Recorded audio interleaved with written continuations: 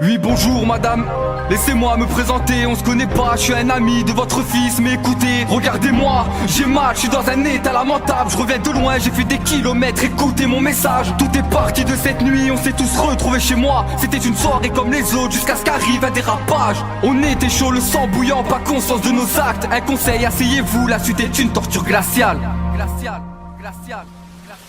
Ce que j'ai à vous dire n'est pas facile, j'ai la gorge toute nouée. Comment dire à un parent que son fils ne va pas rentrer? Vous l'avez bien compris, un drame vient d'arriver. Vous entendez les ambulances et maintenant qui viennent d'arriver.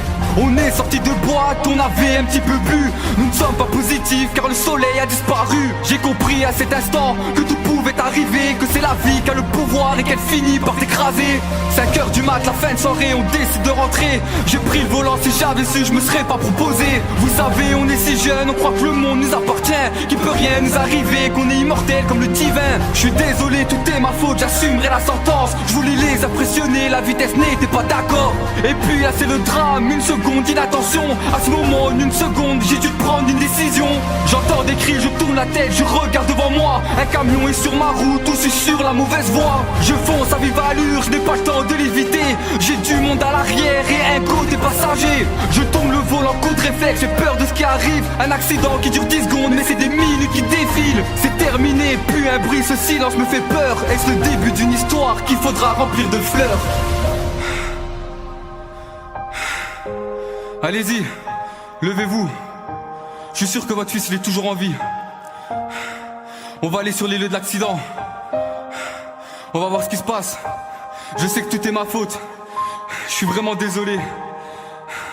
Je suis vraiment désolé.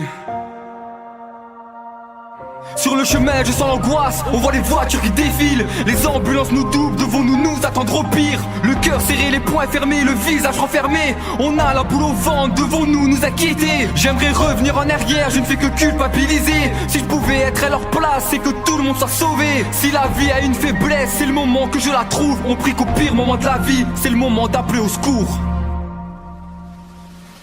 On arrive sur les lieux du drame, j'ai l'impression du vrai cauchemar. Quand je suis sorti de la voiture, je me rappelle pas d'un tel carnage. Il y a du sang partout, les gens crient, c'est la panique. Comment j'ai fait pour m'en sortir? Ces images elles sortent d'un film. Je fonce vers la voiture car je n'ai pas vu l'état de mes potes. Appeler les secours et trouver de l'aide était la seule chose qui m'importe. À l'arrière tout le monde va bien, ils ont juste perdu connaissance. Je suis rassuré mais qu'en est-il de mon pote? A-t-il eu cette chance? Le temps passe, impatient, que va-t-il arriver? Je vois cette mère en pleurs, en état de choc et effondrée. C'est le moment de vérité, le moment d'assumer. Sommes-nous sur une bonne étoile filante qui va nous exaucer? Je vois son corps sur le brancard, j'attrape sa main qui voit que je suis là. Sa mère ne bouge pas, paralysée devant ce qui se passe. Le SAMU ne part pas, on voudrait des nouvelles. Mon pote va-t-il se sortir de ce cauchemar, de toute cette merde? Je monte dans l'ambulance, direction l'hôpital.